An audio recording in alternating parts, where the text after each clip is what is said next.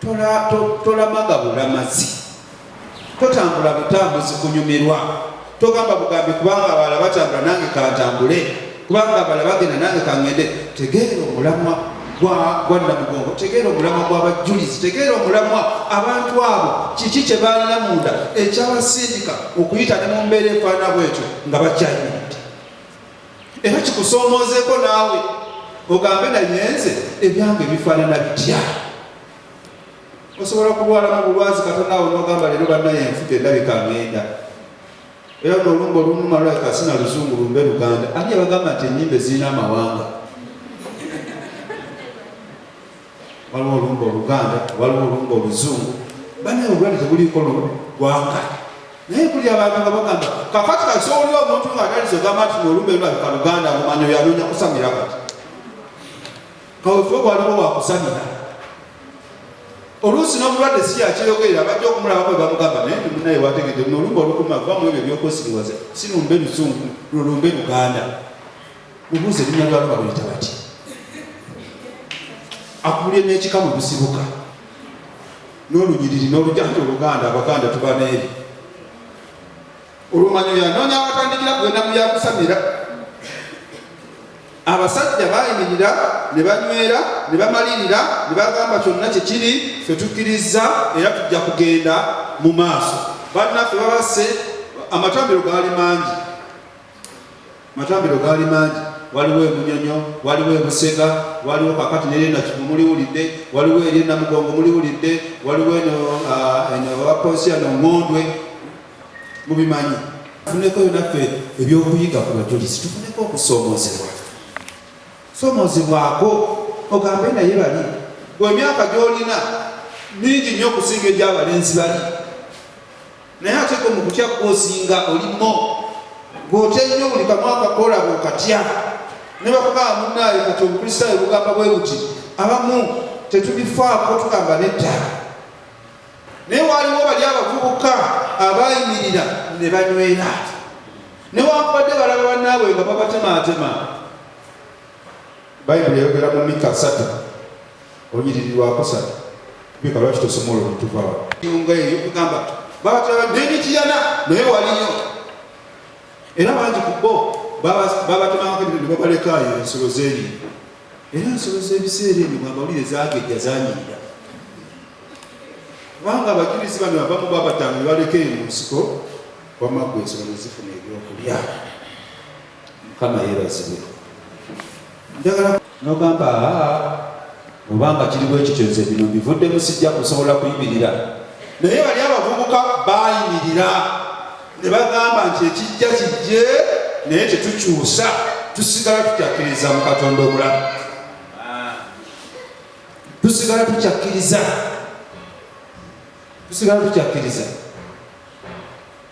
Waliwo histori wa Nalumansi naye sijja mubagamba oyo kamwesigalize. Bagamba ye mukyala yekka ndowooza yali naye agenda okuttibwa mu luse lw'abajulizi. Ebyafaayo bye biwanvu, abamu manyi mubimanyi, abatabimanyi mujja kunnoonya. Natunabinyumya tuli babiri. Katonda yeebaza. Era yali nsolo y'omu y'ow'omuvubuka gwe bayita Muwafu. Waliwo akavubuka nga gwe bayita Muwafu, nako kalina histori muwanvu. Era nako kalina kinene kye kakola obusungu bwa Kabaka okutuuka okusalawo abajulizi battibwe. Kalina kinene kye kakola nako kaali kasomi kakkiriza ne kasoma. Naye histori waako naye mwesigalizza. Mukama yeebazibwe. Nti Namugongo si kugenda bugenzi kutuusa kinyumu, si kulamaga bulamazi Kabaka tugende ku bajulizi naffe tulye ku kabisi. Omanyi abantu abamu bamanya ebigendo byanjawulo. Tugende olwaliro tekali nayo. Namugongo oteekwa okutambula olugendo olwo nga omanyi omulamwa gw'otambulira. Mukitegedde abooluganda ng'omanyi omulamwa. Bwe tuba twogera ku musajja omukaajaala bali na bamuzaala bali ku lw'emiti ya Nawali wabwe ne famire ye gyeri Kaida famire ya Mukazanga gyeri juzi nali alina Bayibuli awo kumpi mubuulize essula 8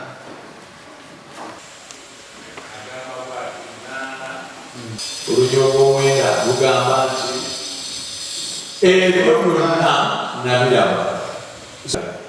Tewali muntu alina obuyinza ku mwoyo okuziyiza omwoyo temuli kusindikibwa so n'obubi temuli muwonya oyo n'enzisaayo omutima gwange eri buli mulimu ogukolebwa wansi w'enjuba gwabeera n'obuyinza ku mulala gwabeera n'obuyinza ku mulala n'enzisaayo omutima gwange eri buli mulimu ogukolebwa wansi w'enjuba temuli kusindikibwa so n'obubi temuli muwonya oyo tewali muntu alina obuyinza ku mwoyo okuziyiza omwoyo olujogo wenda lugamba nti ebyo byonna nabiraba.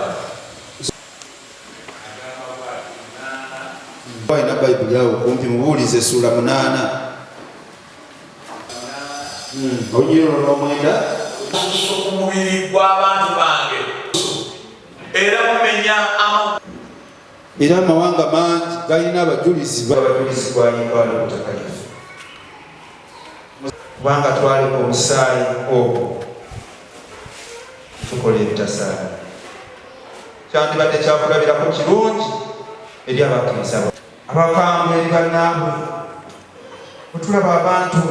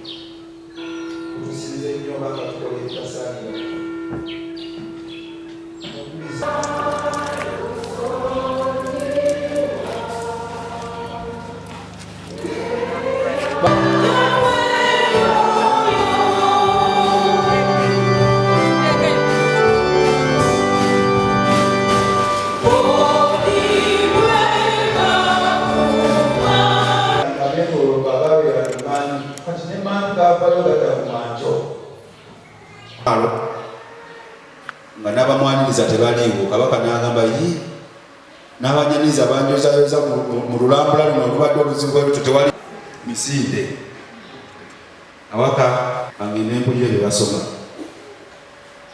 waka agenda okutuuka lwabadde lwakumi musasa lwakumi abebulaniya lwakuna oke anti badde niluunya okutuusa ku musaabi nga mulwana nebitukyaliwo banaye byakusangako busaasi bulimu okumalirira bulimu okwewaayo olunyiriro lw'omwenda alina Bayibuli awo kumpi mubuulize essula 8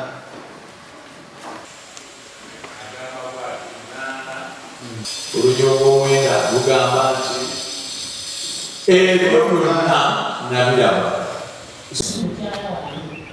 Bishop Dr. Samuel Lwandasa sinzidde wano ku Mount Lebanon Christian Center Cathedral Mukono. Njagala okwebaza Katonda ku lw'ekitongole eky'ebyobulamu era nga nkyegasseeko bannayuganda okubakubiriza obulwadde buno obwa HIV bwatandikira bugwanjuba naye abantu ne balabulwa ne batakimanya bulungi ne covid bwe yali n'atutaayiza eggwanga lyaffe era abantu abamu ne bayomba lwaki bakubirizibwa okwekuuma naye olugero lugamba nti eriiso ly'omukulu awaddugalayo walaba. Njagala kwegatta ku ddoboozi ly'abasawo okubiriza bannayuganda mwenna mu bayibuli egamba nti balina omukisa abakkiriza nga tebaliiko kye balabye. Bannange temulinda kumala kulaba nga mukunkumuka ng'Ebola atumalawo oba ng'Ebola abamalawo. Obulwadde buno tulina okwegendereza naddala okwewa amabanga okunaaba mu ngalo tusiteekemu era oba bye batugambye okuyita mu mikutu gino egy'amawulire, ku mikutu gya TV, ku mikutu gya leediyo, ku social media, tusseemu ekitiibwa tuleme kulinda kumala kunkumuka okulaba nti ate tugamba nti ate tebaatugamba oba tebatusomesa. Nze nzijukira obulwadde buno obwa Ebola emabegako eyo emyaka giyiseewo giweranga 8 oba 10 bwatuttira omu ku basawo mu ggwanga lino eyali ajjanjaba abalwadde ba Ebola. Bannayuganda muteekemu ekigambo kino kye babagambye ekitiza abasumba mwenna abasumba mwenna ba overseers ababuulizi b'enjiri nti twewa amabanga eyo mu masinzizo gye tubeera kituleetera okulaba nti tukuuma obulamu bw'omuntu. Ekyo kyekyaleeta Mukama waffe Yesu Kristo ayagala abantu babeere balamu. Olwa Katonda n'ensi yange sigadde ndi Lwandasa Samwiri mbakubiriza twekuume ekirwadde kya Ebola.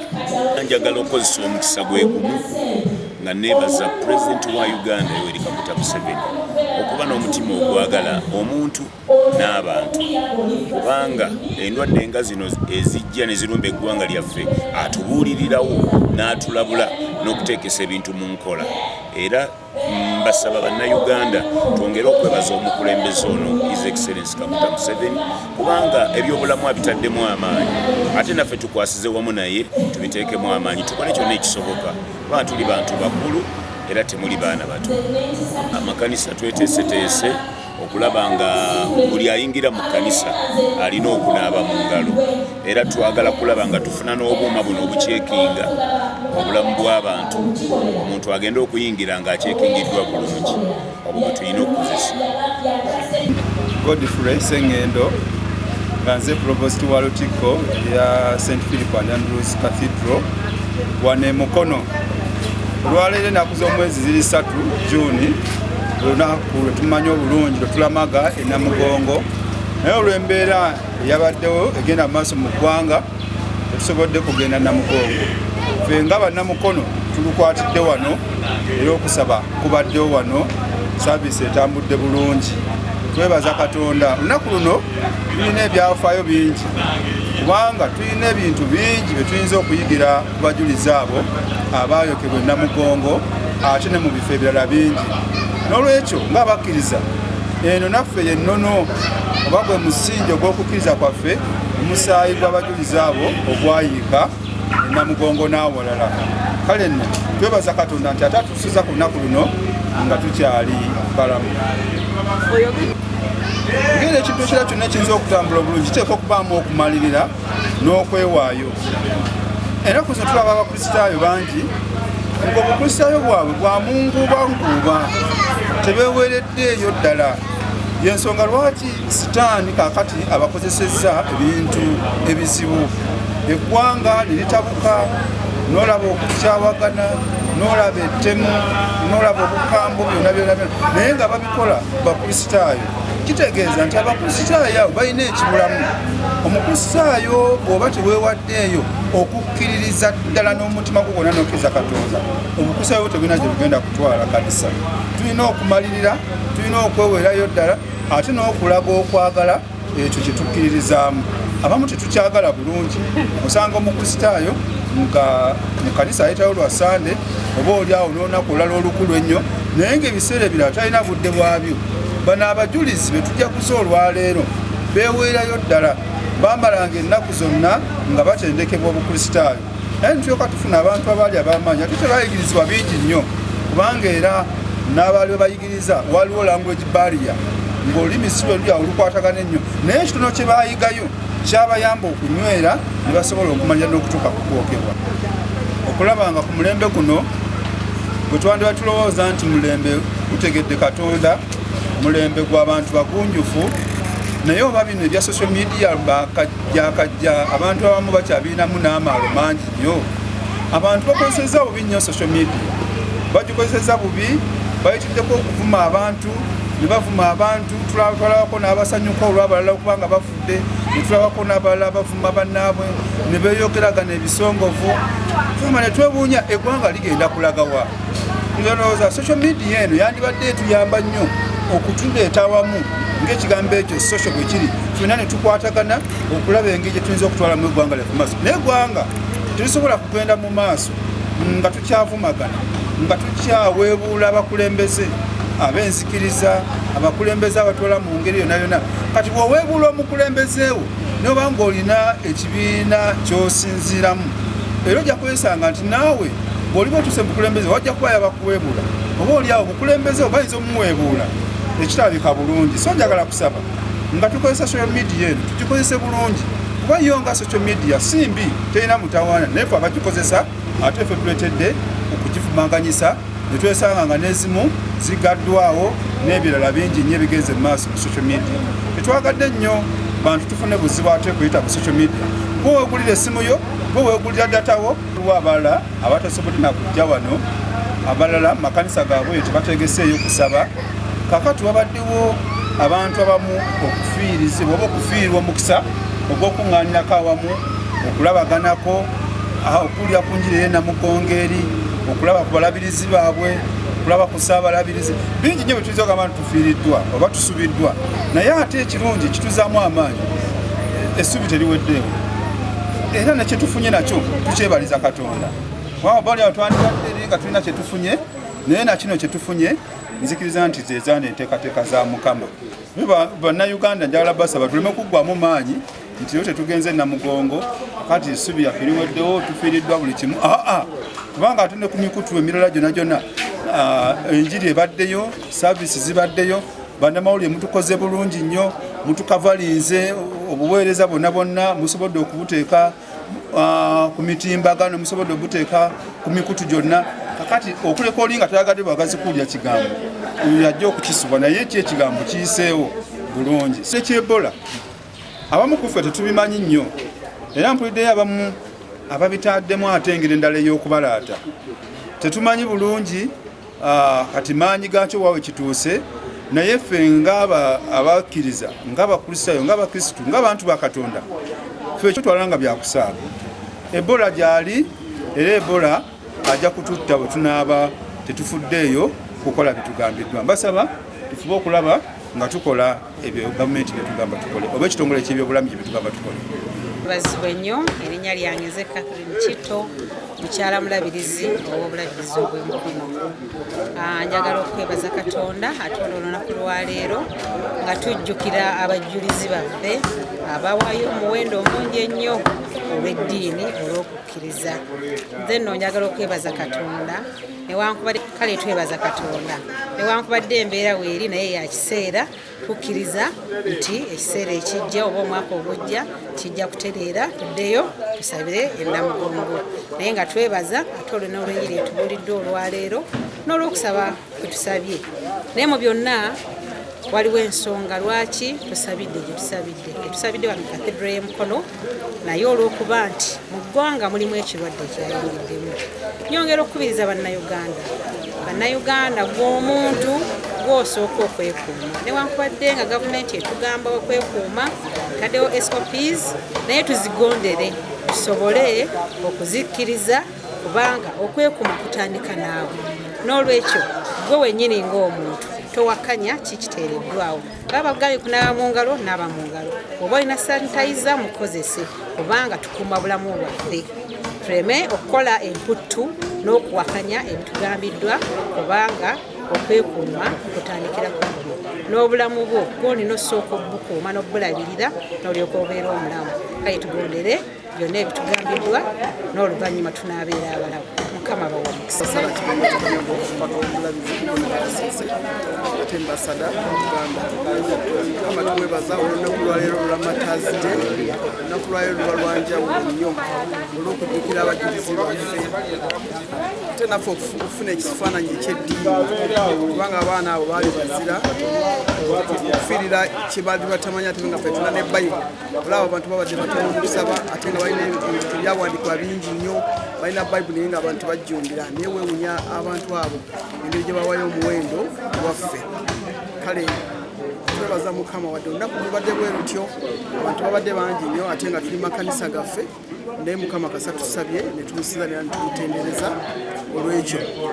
Era olw'okuba nti obulwadde buno obuliwo bwe Ebola, abantu bakubiriza okwewala okubeera mu bantu abangi ate n'okunabanga mu ngalo nga batugamba desanitaliza. Byonna tugendera amateeka nga bwe gagenda kubanga obulwadde buno tosobola kutegeera muntu bulwadde, tosobola kutegeera ngeri gye bujjamu, naye ate nga butta era nga bukoseza entambula, bukozesa buli kintu kyonna. Bannaffe abamu abagenda n'ebweru, abamu babaganya, abamu bakola ki, naye byonna tusaba Katonda byonna asobola okujjayo nga yatugjayo COVID ne Ebola asobola okumugjayo.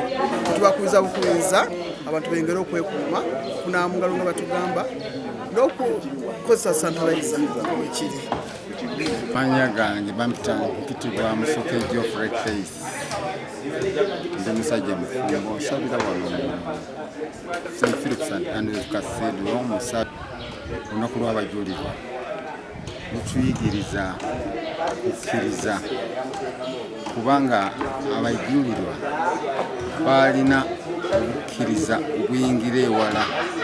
Era kyo kikugamba kitunyweza mu nzikiriza yaffe. Abantu abamu babuuza nnyo nti lwaki tulamagendayo lwakwejalabya lwakukola ki, naye ffe nga abakkiriza tumanyi nti enzikiriza yaffe etandikibwa mu abo abatuyigiriza okukkiriza.